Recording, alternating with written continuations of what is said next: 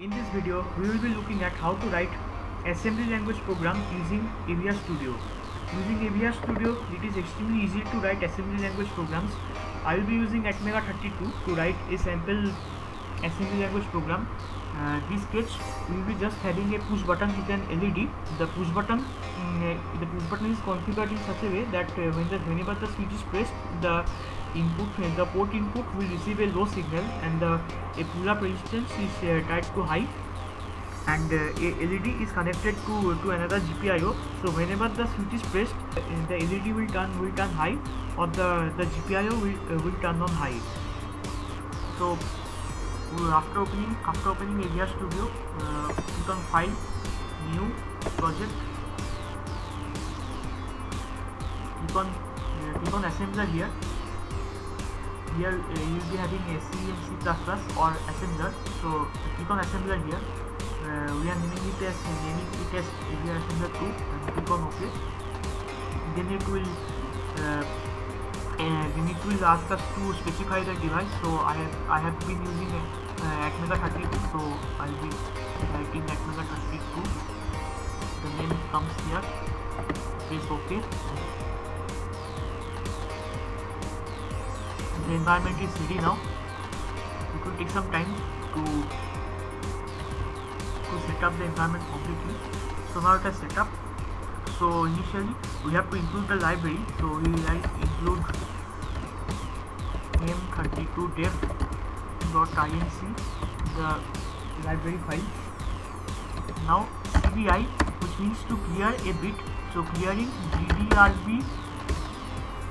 DDRB7 means to set PB7 as input, and SBI setting the bit DDRB6 means PB6 is output.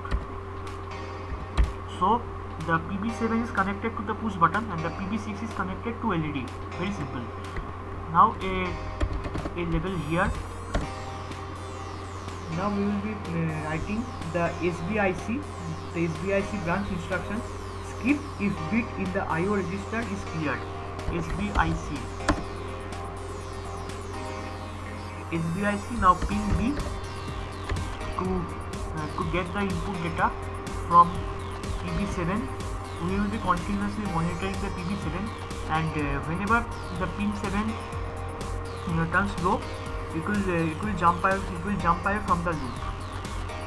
SBIC means skip if the bit in the IO register is cleared. So whenever PB7 is low, means the button is pressed, then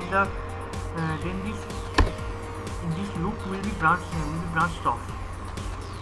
So we will be continuously monitoring the pin here, and now we will be using the RJMP, or the relative jump instruction, to continuously loop between these two lines. Means to continuously monitor the status of the push button. So after the push button, when the push button is pressed, we will be using the port B6, since port B is configured as output. Sorry, to set port B as output, SBI port B6. So whenever the switch is pressed, it breaks away from this loop, and then it turns on PB6. So SBI set bit PB6 of port B6, since port B is configured as the output. So we will be saving this program by pressing Ctrl S, and now we will build the program.